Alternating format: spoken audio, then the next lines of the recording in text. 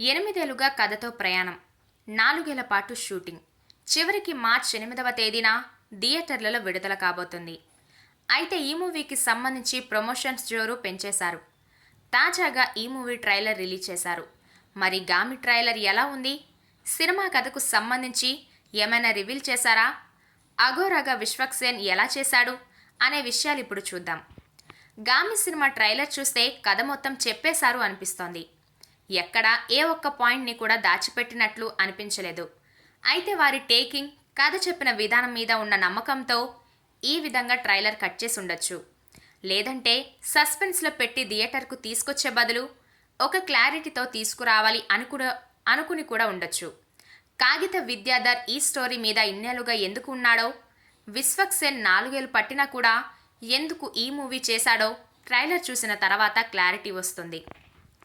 ఈ గామి మూవీ కేవలం అఘోరాకి సంబంధించింది కాదు.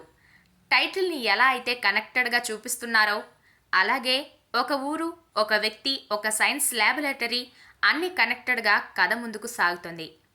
ఈ అన్నిటికీ ఎక్కడో ఒక దగ్గర కనెక్టింగ్ పాయింట్ ఉండొచ్చు. మనిషి గనక విశ్వక్ను తాకితే అతను ప్యారలైజ్ అవ్వడమే కాకుండా శరీరం మొత్తం నీలంగా మారిపోతుంది.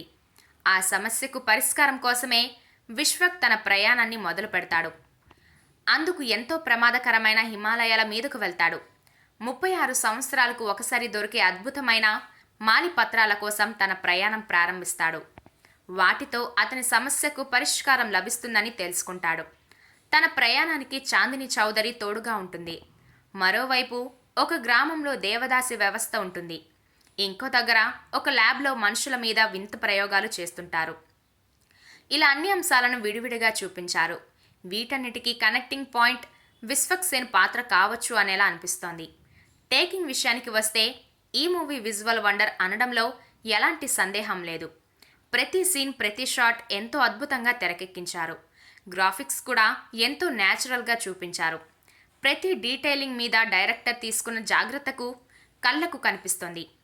మొత్తానికి ఈ సినిమాని ప్రేక్షకులు ఎలా రిసీవ్ చేసుకుంటారో అనేది తెలియాలంటే మార్చి 8వ తేదీ వరకు ఆగాల్సిందే. మరి విశ్వక్ సేన్ గామి ట్రైలర్ మీకు ఎలా అనిపించింది? మీ అభిప్రాయాలను కామెంట్స్ రూపంలో తెలియజేయండి.